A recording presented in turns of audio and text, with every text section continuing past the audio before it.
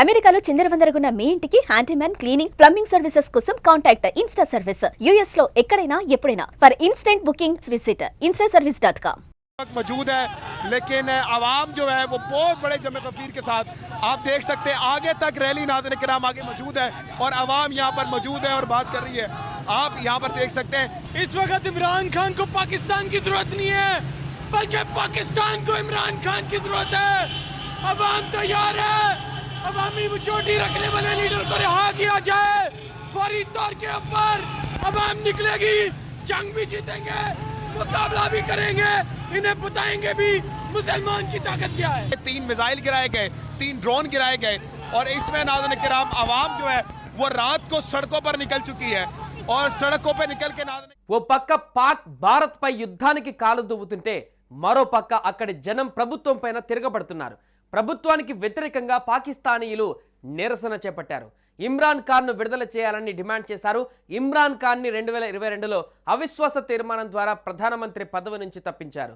అనంతరం 2023 ఆగస్టులో అవినీతి ఆరోపణలపైన ఆయన్ను అరెస్టు చేశారు।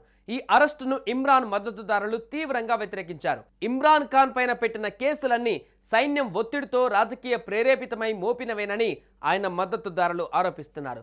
ఒక దశలో పాకిస్తాన్ తెహ్రీక్ ఇ ఇన్సాఫ్ పార్టీ నాయకత్వంలో ప్రజలు సైన్యం పైన తిరగబడినా దాన్ని కఠినంగా అణిచివేశారు। ఇమ్రాన్ మద్దతుదారులను జైళ్లలో వేయడం, నిరసనలను అణిచివేయడం చేశారు। అయితే ఇప్పుడు వాళ్ళంతా మరోసారి యాక్టివ్ అయ్యారు। పాకిస్తాన్ దాడులతో భారత్ ప్రతిదాడులకు దిగింది। పాక్లోకి చొచ్చుకు వెళ్లి మరీ భీకర దాడులు చేస్తోంది। ఇస్లామాబాద్లో పాకిస్తాన్ ప్రధాని షహబాజ్ షరీఫ్ ఇంటి దగ్గర బాంబు పేలుడు సంభవించినట్లుగా సమాచారం। పాక్ ప్రధాని ఇంటి దగ్గర డ్రోన్లతో భారత్ దాడి చేసింది। వెంటనే అలర్ట్ అయిన పాక్ ఆర్మీ భారీ భద్రత నడుమ ప్రధాని షరీఫ్ని సురక్షిత ప్రాంతానికి తరలించినట్టుగా తెలుస్తుంది। పాకిస్తాన్ దుశ్చర్యతో చిర్రెత్తిన భారత సైన్యం రెచ్చిపోతుంది।